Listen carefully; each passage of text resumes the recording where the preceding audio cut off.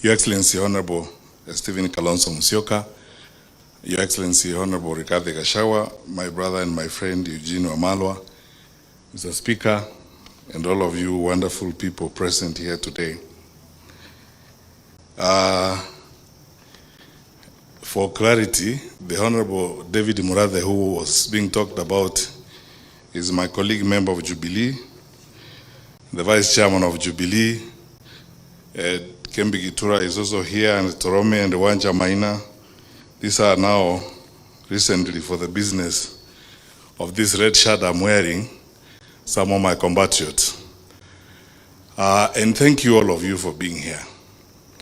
Because we are not going to make long speeches, I want to start first of all by congratulating Honorable Muturi for doing this book. In the 90s, I'm actually looking forward to reading it. In the 90s, in the mid-90s, I served on a small committee with Professor Henry Ndangasi and the others in designing at the graduate school at the University of Nairobi a course that we call the African Autobiography. Because for those of you who may be students of literature and linguistics, the autobiographic genre became new to Africa, probably late 60s and early 70s, because autobiography was mainly a predominant genre for Westerners in terms of writing. There are many theories you could go into on that particular basis, whether or not Africans didn't have stories to write, or Africans didn't have to write about their lives, and so on and so forth. But it's gratifying to see that now in Kenya, the genre has not only taken root, but it's very vibrant and present. And we are looking forward to reading what J.B. Muturi has done. But most importantly, I spent about 9 years working on legislative strengthening. And this is where I interacted actively with J.B. Muturi when I ran the Kenya Parliamentary Strengthening Program as, first of all, the Deputy Director, then Country Director for Sunni, and then later on the Regional Director for East and Southern Africa. We served together a little bit. I was reminding JB now on the ALP project, the African Legislatures project, when we did an analysis and put together data on Africa's 48 legislatures. What makes parliaments work, what makes parliaments tick, the characters and the types of parliaments and so on. JB has always been a very resourceful person. In fact, I could be forgiven to say that on the African continent, when you look at experiential exposure and education on legislative work and institutional development in legislation, JB could be one of the about 5 or 10 who have built that body of knowledge and experience in legislative practice that you could actually consult, very much like the big speakers we consult from the Commonwealth Parliament, like the Lok Sabha in India and Australia and so on. I remember many things. I was asking Eugene what I should reveal and what I shouldn't reveal. Then Eugene kept reminding me some of those are too sensitive to reveal.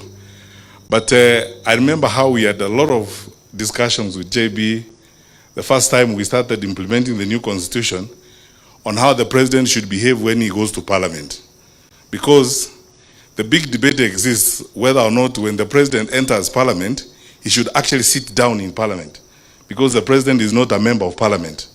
And if you look at the body of knowledge that exists, especially from the US Congress and the others, because the president is not a member of the assembly, he walks in, puts the report on the table, reads the speech and walks out without sitting down because he's not a member of parliament.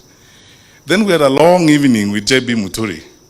And I was very fascinated by the authoritative basis on which he made his decisions. He pulled out all manner of authorities and so on.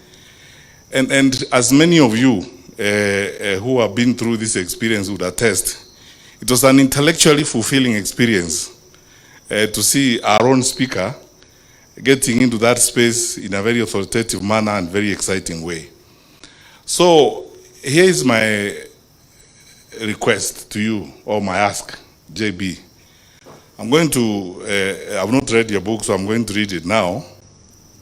And I hope you have delved into those issues like the ones I've said. When we have a presidential system of government in Kenya, the symbolism of whether or not the president should actually sit in parliament, whether it's a State of the Union or State of the Nation address. There are small nuances that a lot of people spend time writing on. If you look at the body of knowledge on legislative work across the world, there are small nuances that people dwell on, which are critical in terms of the formation of government and the character of government and how it moves forward. I ask you, therefore, to, beyond the autobiographical work that you have done, I would like to request you, Mr. Speaker, to now also help contribute to the intellectual body of knowledge on parliaments and what parliaments are supposed to do. Because you see, for those of you, my colleagues like Naituli, Kawanja, who are in the room and so on, recently, there's been a big argument in the academy on the actuality of representation for parliaments. Who do parliaments actually represent? Because this started from the theory of no taxation without representation. So you have these institutions, big bodies that gobble resources. They do a fantastic job, but who do they actually represent? When they enact, for example, a cybercrime law, like the one that was enacted, which you can see clearly, it's diametrically at variance with the existing mood in the country and the democratic context in which we are operating. Where does representation begin and where does it end? And then finally, the history of our parliament has not been very well studied and documented. I argue all the time, and all of you wonderful people here will relate to this, that this parliament that is in office now and the honorable members of parliament who are here, please allow me to be very sincere.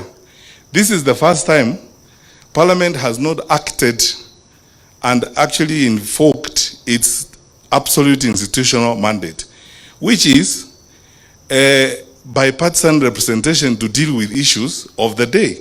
Because we have seen in previous parliaments, many of you who are here, Mheshimiwa Murathe, Mheshimiwa Kembe Gitura, and the others who were in parliament in the past, when there was a crisis in the country, and in fact, this is the contribution of parliament to the management of the country.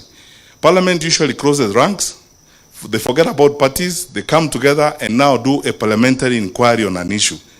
When the Gen Z demonstrations happened in 2024, and what happened in parliament happened, quite frankly, from a government point of view, and as somebody who has been a cabinet minister, I thought that the executive branch of government was going to take advantage of an absolute opportunity available to them, ask parliament to have a bipartisan inquiry on what had happened, so that then they can follow and provide even an opportunity through which expression and discussion would happen on the challenges of Gen Z and what was happening in the country. Now, we haven't seen that rigorous use of the institution of parliament for the good of the country, where, for example, investigations like those would happen. And both parties in government and parties in the opposition would sit and deal with those kinds of issues. When children burn to ashes in a school here, 21 of them, you expect a complete and thorough bipartisan investigation by parliament. None of us here, I don't know whether there's anybody even in this room, who knows how many graves are in Shakahola and how many people died there. No thorough bipartisan parliamentary investigation. This is why there is now a big debate on the actuality of representation for legislative institutions. Who do they actually represent in the long run? Are they acting in the good of the people, or are they acting in the good of the political environment of the day? But anyway, such is life. Thank you so much, my brothers. And JB, you have done all of us proud. Continue to do what you are doing. But I would like to, because you have now shown us the way, please, I know you have a lot to offer. You have much more to offer than this book. So I encourage you, Godspeed as you give us the next phase of this, and may God bless you.